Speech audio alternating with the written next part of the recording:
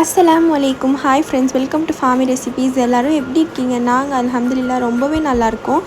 இன்றைக்கி நம்ம சேனலில் ஒரு டே இன் மை லைஃப் vlog தான் பார்க்க போகிறோம். சப்ஸ்கிரைப் பண்ணாதவங்க கண்டிப்பாக சப்ஸ்கிரைப் பண்ணிக்கோங்க. என்னோடய இன்ஸ்டாகிராம் ஐடி இது தான், ஃபாமி ரெசிபீஸ். கண்டிப்பாக ஃபாலோ பண்ணிக்கோங்க. இப்போ வீடியோக்குள்ளே போகலாம். மார்னிங் எழுந்திரிச்சனும் டீலாம் போட்டு குடித்தாச்சு.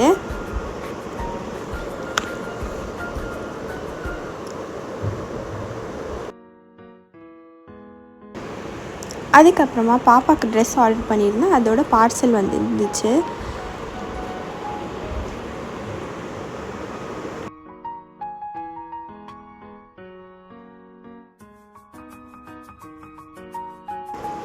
அப்புறமா பிரேக்ஃபாஸ்ட்க்கு வந்து சப்பாத்தி தான் செய்கிறதா இருந்துச்சு. அதனால் சப்பாத்தியும் நைட்டு செஞ்சு லெஃப்ட் ஓவர் சிக்கன் கிரேவி இருந்துச்சு.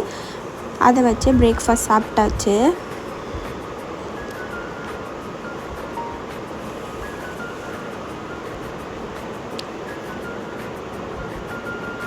பிரேக்ஃபாஸ்ட்டில் சாப்பிட்டுட்டு தொழுது முடித்தாச்சு.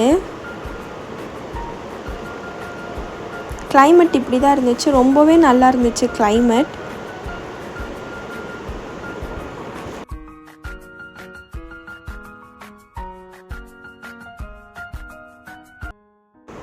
அதுக்கப்புறமா லன்ச் வெளியே வாங்கியாச்சு. அன்றைக்கி லன்ச் எதுவுமே செய்யலை. ஈவினிங்க்கு மேலே ஈஏக்கு போகிற வேலை இருந்துச்சு. அதனால் ஈஏக்கு கிளம்பிட்டோம். ஈஏக்கு போயிட்டு மேக்ஸில் நல்ல ஆஃபர் போயிட்டு இருந்துச்சு. அதனால் அங்கேயும் பர்ச்சேஸ் பண்ணியாச்சு. பாப்பாவுக்கு ஸ்ட்ராலர் வாங்குறனால ஃபர்ஸ்ட் ஸ்டெப்புக்கு போயிருந்தோம். அதெல்லாம் வாங்கிட்டு அங்கேருந்தும் கிளம்பியாச்சு.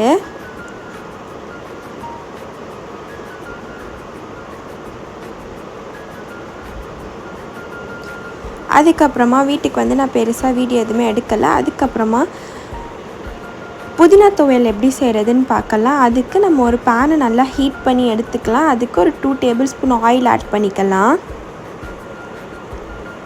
ஒரு 1.5 டீஸ்பூன் நம்ம உளுந்து ஆட் பண்ணிக்கலாம். ஒரு 5லேருந்து 6 காஞ்ச மிளகா ஆட் பண்ணிக்கலாம். உங்கள் உரப்புக்கு ஏற்ற மாதிரி நீங்கள் காஞ்ச மிளகா ஆட் பண்ணிக்கோங்க. இது ரெண்டுத்தையும் ஆட் பண்ணிட்டு நல்லா கலர் சேஞ்ச் ஆகிற அளவுக்கு மிக்ஸ் பண்ணி விட்டுடலாம். அதுக்கப்புறமா ஒரு கட்டு புதினா, கொஞ்சோண்டு கொத்தமல்லி, கொஞ்சோண்டு கருவேப்பிலை, இது மூணுத்தையும் நல்லா வாஷ் பண்ணி பேனில் சேர்த்துடலாம். இது நல்லா வதங்கணும்.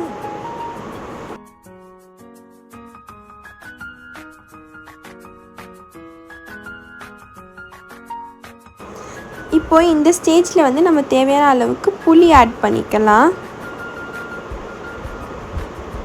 இதை இப்போ நல்லா நம்ம ஆற விட்டுடலாம். தேவையான அளவுக்கு சால்ட் நம்ம இதிலே வேணும்னாலும் ஆட் பண்ணிக்கலாம். இல்லை நீங்கள் மிக்சியில் அரைக்கும் போது கூட ஆட் பண்ணிக்கலாம். ஆட் பண்ணிட்டு நல்லா ஆற விட்டுட்டு இந்த மாதிரி கொரப்பாக அரைச்சிங்கன்னா உங்களோட புதினா துவையல் ரெடி.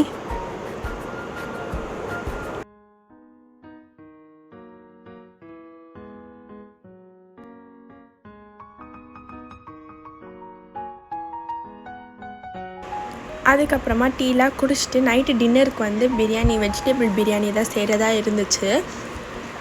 இப்போ வெஜிடபிள் பிரியாணி எப்படி செய்கிறதுன்னு பார்க்கலாம். அதுக்கு நம்ம ஒரு ப்ரெஷர் குக்கர் நல்லா ஹீட் பண்ணி எடுத்துக்கலாம். தேவையான அளவுக்கு ஆயிலோ கீயோ ஆட் பண்ணிக்கலாம்.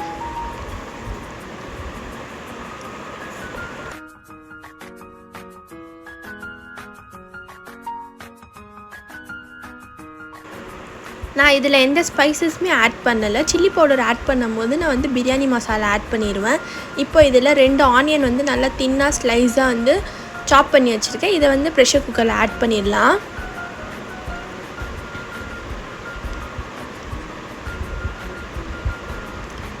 ஆட் பண்ணிட்டு நல்லா மிக்ஸ் பண்ணி எடுத்துக்கலாம். இது நல்லா கோல்டன் ப்ரௌனாக சேஞ்ச் ஆகி வர அளவுக்கு நம்ம அப்படியே விட்டுடலாம்.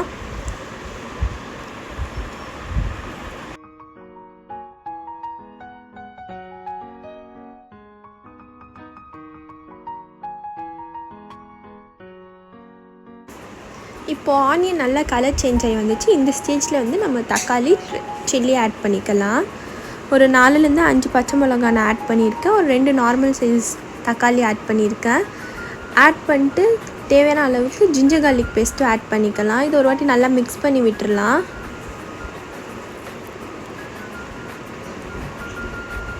இப்போ இந்த ஸ்டேஜில் நம்மளோட ஜிஞ்சர் கார்லிக் பேஸ்ட் ஒரு 2 டேபிள் ஸ்பூன் அளவுக்கு நம்ம ஆட் பண்ணிடலாம்.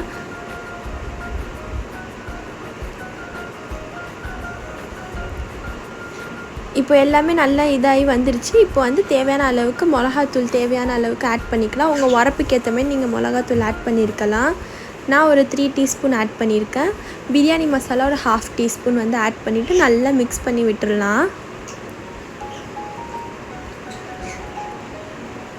அப்புறம் நம்மளோட வெஜிடபிள்ஸ் பீன்ஸ், கேரட், அதுக்கப்புறமா வந்து பொட்டேட்டோ, அதுக்கப்புறமா கொரியாண்டர் லீவ்ஸு, புதினாவும் இது எல்லாத்தையும் ஆட் பண்ணிட்டு நல்லா மிக்ஸ் பண்ணி விட்டுடலாம்.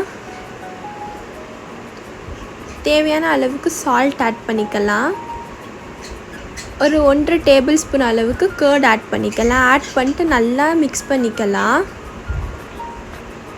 ஒரு 5 மினிட்ஸ் அளவுக்கு நம்ம மிக்ஸ் பண்ணிவிட்டு நம்மளோட அரிசியை நம்ம ஆட் பண்ணிக்கலாம். வாஷ் பண்ணி ஊற வச்ச அரிசியை ஆட் பண்ணிக்கலாம். நான் இன்றைக்கி வந்து சீரக சம்பா அரிசி தான் எடுத்திருக்கேன். இப்போ அரிசியை ஆட் பண்ணிட்டு அந்த மசாலாவோட நல்லா மிக்ஸ் பண்ணி விட்டுடலாம்.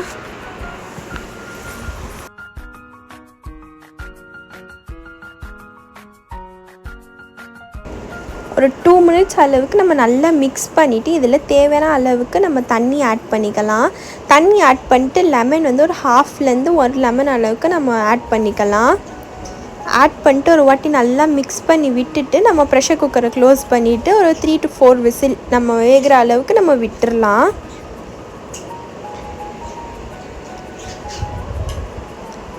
இப்போ பார்த்திங்கன்னா சூப்பராக ரெடியாகி வந்துடுச்சு நம்மளோட வெஜிடபிள் பிரியாணி. கண்டிப்பாக ட்ரை பண்ணிட்டு எப்படி இருக்குன்னு சொல்லுங்கள். இப்போது எக் மசாலா எப்படி செய்கிறதுன்னு பார்க்கலாம். அதுக்கு நம்ம ஒரு கடாயை ஹீட் பண்ணிவிட்டு ஒரு 1 டேபிள் ஸ்பூன் அளவுக்கு நம்ம ஆயில் ஆட் பண்ணிக்கலாம். ஆயில் நல்லா சூடாயிட்டோன்னா நம்ம வந்து 1/2 டீஸ்பூன்லேருந்து 1 டீஸ்பூன் அளவுக்கு சில்லி பவுடர் ஆட் பண்ணிக்கலாம். அதுக்கப்புறமா ஒரு 1/4 டீஸ்பூன் அளவுக்கு டர்மரிக் பவுடர் ஆட் பண்ணிக்கலாம். அதுக்கப்புறமா இது cumin powder, fennel seeds powder, அதுக்கப்புறமா பெப்பர் பவுடர், அப்புறமா சில்லி ஃப்ளேக்ஸ். இது வந்து எல்லாத்தையும் வந்து ஒன்றா அரைச்சி வச்சுருக்கிற பவுடர் தான் அது. அதையும் ஆட் பண்ணிட்டு தேவையான அளவுக்கு சால்ட் ஆட் பண்ணிட்டு நல்லா மிக்ஸ் பண்ணி விட்டுடலாம். இதில் லாஸ்ட்டாக நீங்கள் வந்து கறி லீவ்ஸ் ஆட் பண்ணிக்கலாம், குட்டி குட்டியாக சாப் பண்ணி. அவ்வளோதான், நம்மளோட முட்டை மசாலா ரெடி. அதுக்கப்புறமா நைட்டு டின்னருக்கு சாப்பிட்றதுக்கு முன்னாடி சிக்கன்லாம் பொரிச்சிட்டு எல்லாமே ரெடி ஆயிடுச்சு, சாப்பிட்டாச்சு.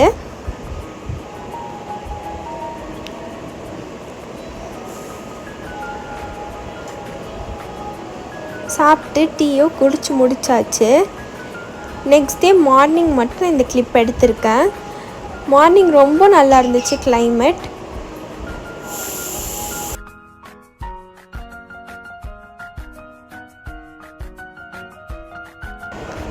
அவ்வளோதான், இதோட நான் இந்த வீடியோ முடிச்சுக்கிறேன். தேங்க்ஸ் ஃபார் வாட்சிங். மறக்காமல் லைக், ஷேர் அண்ட் சப்ஸ்கிரைப் பண்ணுங்கள். ஃப்ரெண்ட்ஸ் அண்ட் ஃபேமிலியோட ஷேர் பண்ணுங்கள். சப்ஸ்கிரைப் பண்ணாதவங்க கண்டிப்பாக சப்ஸ்கிரைப் பண்ணிட்டு வீடியோ பாருங்கள்.